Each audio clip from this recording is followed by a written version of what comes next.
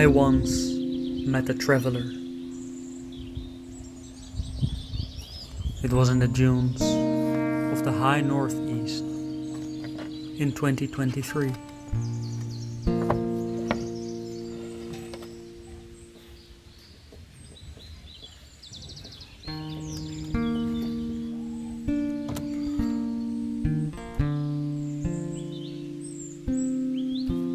With eyes clear as the southern seas, blue as the summer day skies, she was working,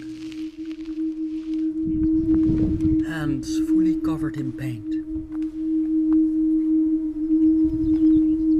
listening to what the colors had to say, not listening with her ears, but listening with her eyes, and speaking, not with words, but through movement of her fingers, touching into deep unseen dimensions.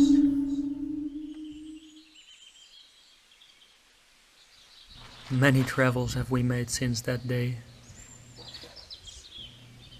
We went from curious river streams to high castle towers, journeying through cold sandscapes to mysterious green forests.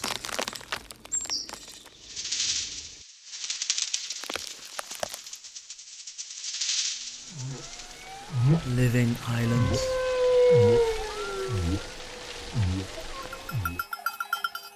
strange villages with even stranger inhabitants.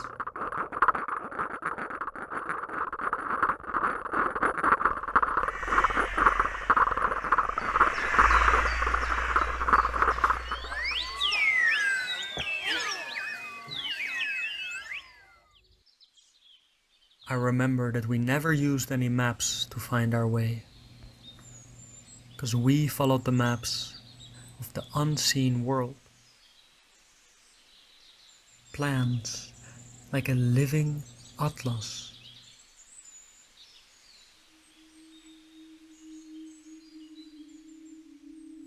And for the one that can read them, the colors, the forms, the shapes,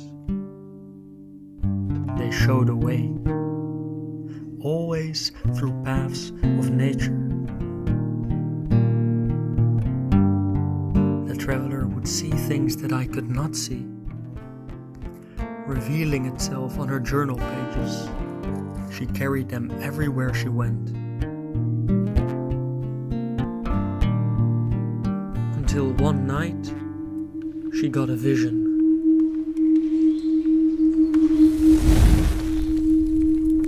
A great fire came to her on the canvas, and it showed her that we should travel to the deep valley of the wooden masked shaman, together with all kinds of strange characters from all stretches of the lands, traveling with pots, pans, drums and flutes to give breath to the spirit of the fire spring shaman battling the great winter spirit of the north, the Mora.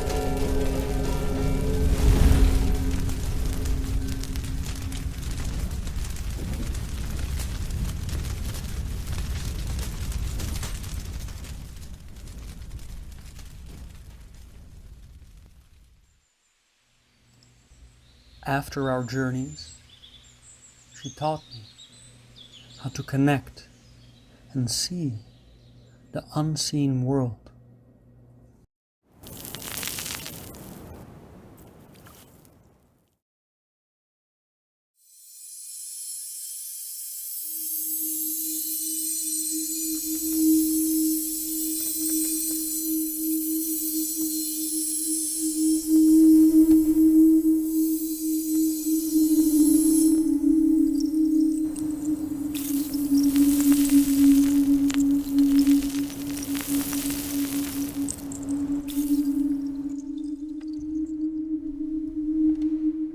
But she also warned me, because whenever tapping into these deep unseen dimensions, creatures of dark nature might appear.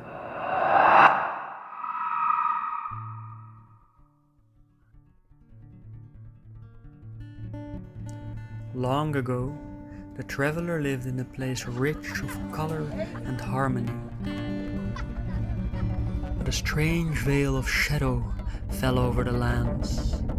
The clouds lost their shape, and the air became grey. The villagers thought it must have been the weather brought here by the wind. But she could sense that there was more to this darkness. She could feel how invisible creatures were whispering in her ear, shivering over her skin, never leaving her at peace because they could sense that she could feel them, forcing her to gradually shut herself down more and more and more and more until she had to run away, seek for a place of silence.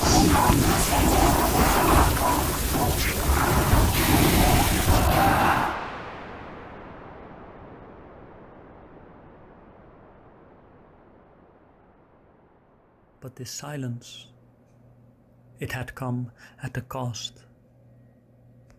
For in such a place, not only the shadows disappear, but also the beauty of the world stops speaking.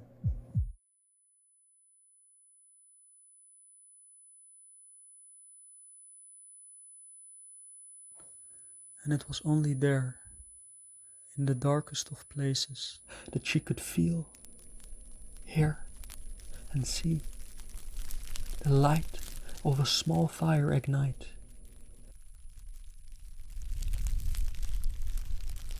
And next to it lay a small book, a sketching book. And as soon as she touched it, a portal opened.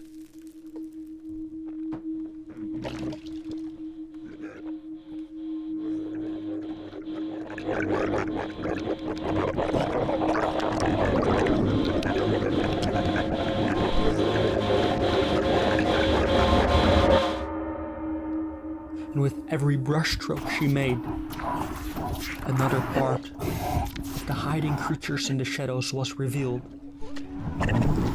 As they whisper in the wet, drying pain, resisting to be touched, but craving to be born.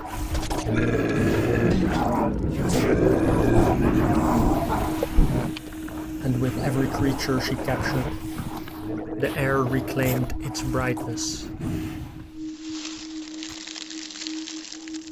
And occasionally, small little good-natured spirits from the natural world would appear.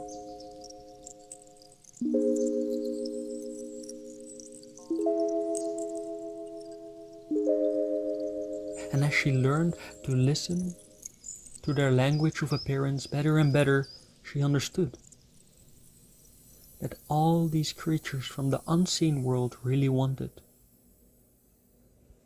was to be seen.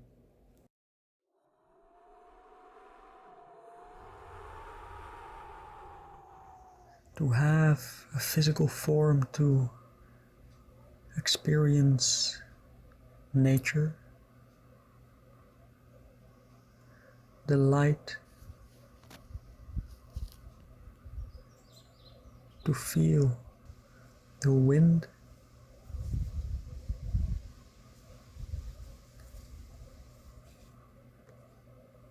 to breathe, to play and be played with, until naturally they would fall asleep, find a home, and hibernate.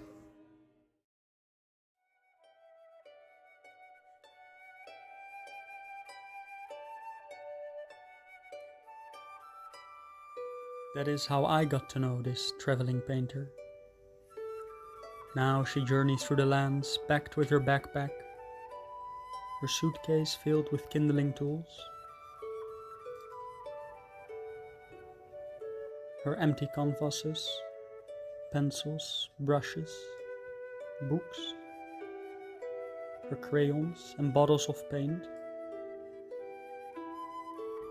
to listen, meet and greet an incredibly rich world of color, and show other travelers like you and me how to listen, say hello, and speak to the world that's behind it.